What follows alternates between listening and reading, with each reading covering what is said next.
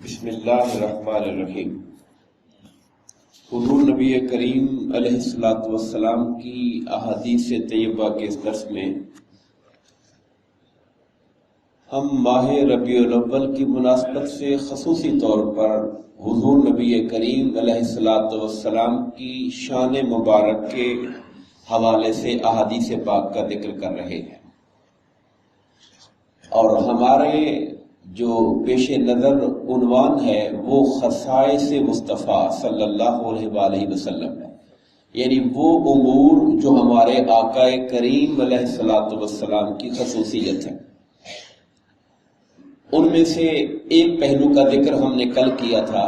وہ تھا ہم وقت مستجاب الدعوات ہونا۔ دوسری بات جس سے ہم آج بات شروع کریں گے وہ یہ ہے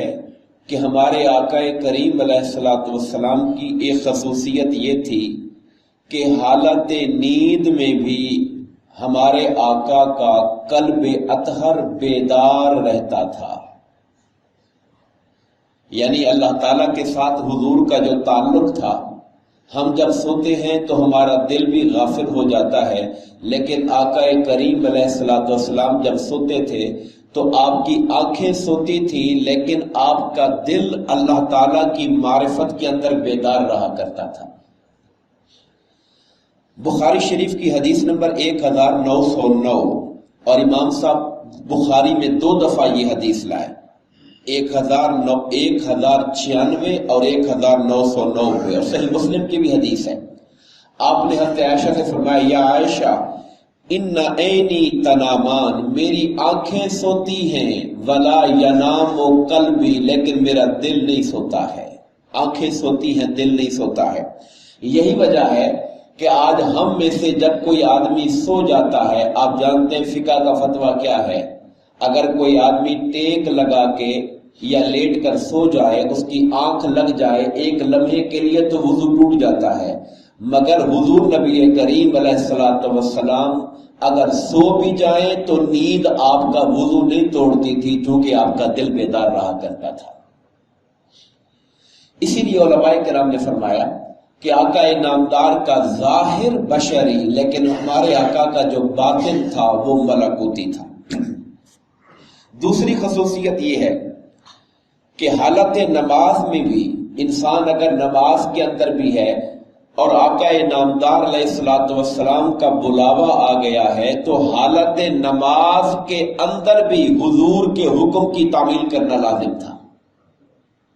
آپ جانتے ہیں آج ہم جب نماز پڑھتے ہمارے لیے حکم کیا ہے؟ ہمیں کوئی بڑے سے بڑا آدمی، خواہ وہ کوئی عالم دین ہو، مفتی ہو، حکمران ہو، کوئی ہو، اگر ہمیں بلائے اور ہم اس کی آواز کا جواب دے دیں یا رخ پھیر لے تو ہماری نماز ٹوٹ جائے گی۔ لیکن حضور نبی کریم علیہ الصلوۃ والسلام اگر کسی کو آواز دے دیں اور میرے آقا کے بلاوے پر وہ نماز چھوڑ کے آ جائے، حضور کا کام کرے، بھلے اس کا رخ دائیں بائیں مشرق و مغرب کی طرف پھرتا رہے، حضور کا کام مکمل کر کے جب آئے گا تو نماز وہیں سے شروع کر دے گا جہاں سے چھوڑ کر گیا تھا وہ، اس لیے کہ آقا نامدار علیہ الصلوۃ والسلام کے حکم کی تعمیل کرنے سے نماز ٹوٹ نہیں رہی اس کی۔ حدیث پاک کا حوالہ دیتا ہوں، حضرت ابو زید رضی اللہ تعالیٰ عنہ صحابی رسول ہیں صلی اللہ علیہ وسلم، نماز میں تھے، آقا نامدار علیہ السلام نے انہیں بلایا۔ یہ بخاری شریف کی حدیث نمبر 4370 ہے۔ آقا نے بلایا، وہ نماز میں تھے تو انہوں نے نماز کو تھوڑا جلدی کر کے سلام پھیر کر حضور کی بارگاہ میں حاضر ہوئے۔ تو آقا نے پوچھا کہ اے ابو زید، میں نے تمہیں بلایا تھا تو تم نے آنے میں تاخیر کیوں کر دی؟ انہوں نے کہا آقا میں نماز پڑھ رہا تھا۔ تو آپ نے فرمایا کیا تمہیں اللہ تعالیٰ کا یہ فرمان جو قرآن میں آیا ہے یہ معلوم نہیں ہے؟ یا ایھا الذین آمنوا استجیبوا للہ وللرسول اذا دعاکم، ایمان والو جب اللہ اور اس کا رسول پکارے تو ان کی پکار پر فوراً لبیک کہا کرو، یہ اللہ کا حکم ہے۔ جب رسول اللہ پکارے پھر ان کی پکار پر تاخیر نہیں ہونی چاہیے، بھلے وہ حالت نماز ہی کیوں نہ ہو، کیونکہ رسول اللہ کا بلاوا اللہ کا بلاوا ہوا کرتا ہے، اس لیے تاخیر نہیں ہونی چاہیے۔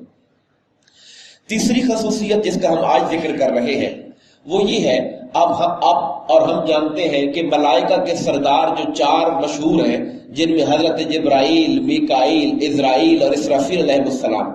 حضرت اسرافیل علیہ السلام کی جو ڈیوٹی ہے وہ سور پھونکنے کی ہے، جو ہم نے سنی ہے اور جو ہمیں معلوم ہے کہ وہ انہیں اللہ تعالیٰ نے بگل سور دیا ہوا ہے، جس کو پھونکیں گے تو قیامت برپا ہو جائے گی، اور پھر جب اس کو پھونکیں گے تو سارے مرنے والے زندہ ہو جائیں گے۔ حضرت اسرافیل اپنی اس ڈیوٹی پر ہیں جب سے اللہ نے ان کو پیدا کیا ہے۔ وہ کسی نبی کی ملاقات کے لیے زمین پر نہیں آئے، نہ کسی اور سے ملنے کے لیے آئے۔ آقا نامدار علیہ الصلوۃ والسلام فرماتے ہیں، طبرانی شریف کی حدیث سے، حدیث نمبر 13309، فرمایا ایک فرشتہ اللہ کا ہے جو مجھ سے پہلے کسی نبی پر نہیں اترا ہے، نہ میرے بعد کبھی کسی کے پاس آئے گا، وہ حضرت اسرافیل علیہ السلام ہے جو میری ملاقات کے لیے خصوصی طور پہ زمین پر آئے تھے۔ اور پھر آقا نامدار کی خصوصیت یہ ہے کہ اللہ تعالیٰ نے حضور کو جو زمانہ دیا وہ زمانہ تمام زمانوں سے بہتر ہے، یعنی جب سے زمین بنی ہے، انسان جب سے دنیا میں آیا ہے اس وقت سے لے کر قیامت تک جتنے عہد آئیں گے، جتنے زمانے آئیں گے، سب زمانوں سے بہتر ہمارے آقا کریم علیہ الصلوۃ والسلام کا زمانہ ہے۔ حضور نے فرمایا خیر القرون قرنی، زمانوں میں سب سے بہتر زمانہ میرا زمانہ ہے، ثم الذین یلونہ، پھر وہ جو میرے بعد آئے گا، پھر وہ جو میرے بعد آئے گا، یعنی آقا نامدار کو دیکھنے والے صحابہ کا زمانہ پھر سب سے بہترین ہے، اور پھر صحابہ کو دیکھنے والے تابعین کا زمانہ سب سے بہترین زمانہ ہے۔ یہ بھی حضور کی خصوصیت ہے کہ اللہ نے آپ کے زمانے کو سب سے بہتر زمانہ قرار دیا۔ یہ بخاری شریف کی حدیث ہے 8364۔ پانچویں خصوصیت جس کا ہم آج ذکر کریں گے وہ یہ ہے کہ وہ خواتین، لفظ خواتین میں نے صرف سمجھانے کے لیے کہا،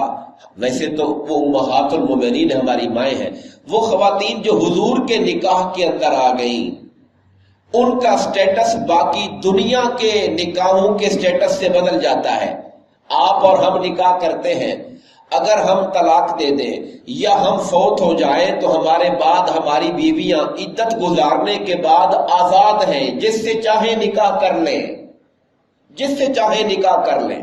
مگر آقا کریم علیہ الصلوۃ والسلام کی خصوصیت یہ تھی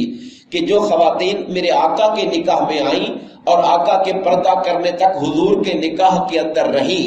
حضور کے پردہ کرنے کے بعد بھی قیامت تک اور قیامت کے بعد جنت کے اندر بھی وہ آقا نامدار کی ازواج مطہرات ہیں، اور ان سے نکاح کرنا قیامت تک کے لیے حرام قرار دے دیا گیا ہے۔ اب ان سے نکاح نہیں ہو سکتا، ان کا سٹیٹس اب ہماری ماں جیسا ہے، وہ ہماری مائیں ہیں۔ یہ اللہ پاک نے حضور کو خصوصیت عطا فرمائی ہے کہ ان کی جو ازواج مطہرات ہیں وہ اہل ایمان کی مائیں ہیں۔ چھٹی خصوصیت جس کا ہم ذکر کریں گے اور آخری بات آج کے درس کی وہ یہ ہے کہ ہر شخص کا جو نسب ہے وہ اس کے بیٹے سے چلتا ہے، بیٹے کی جو اولاد ہوتی ہے وہ اس کی اولاد کہلاتی ہے، لیکن حضور نبی کریم علیہ الصلوۃ والسلام کی خصوصیت یہ ہے کہ اللہ نے آقا کی بیٹی کی اولاد کو اپنے حبیب کی اولاد قرار دے دیا، حضور کے نسب کو حضور کی بیٹی سے چلایا ہے۔ طبرانی شریف کی حدیث نمبر 2630 ہے، آقا فرماتے ان اللہ جعل ذریۃ کل نبی